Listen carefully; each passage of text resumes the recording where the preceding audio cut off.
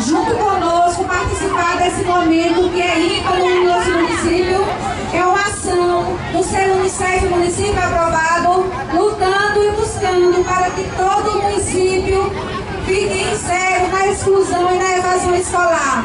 Então, você que está nos escutando, pai de família, mãe de família, venha, junte-se a nós no seu local de morada, no sítio em que você mora, faça a prorrogação dessa campanha.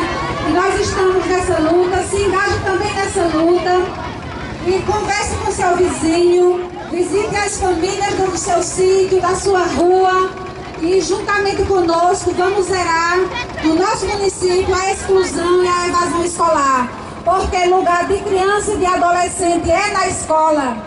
E mesmo que essa criança e esse adolescente esteja na escola, nós teremos que garantir que ele aprenda.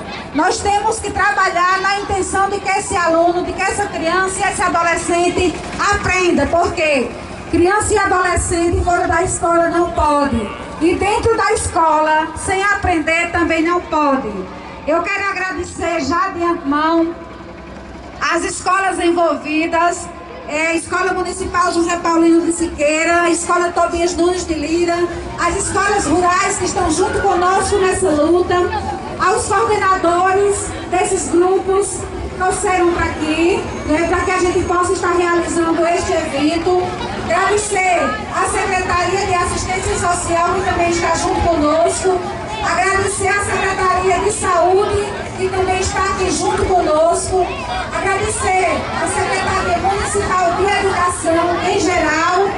E vamos todos nós, de mãos dadas, buscar zerar a exclusão e a evasão escolar.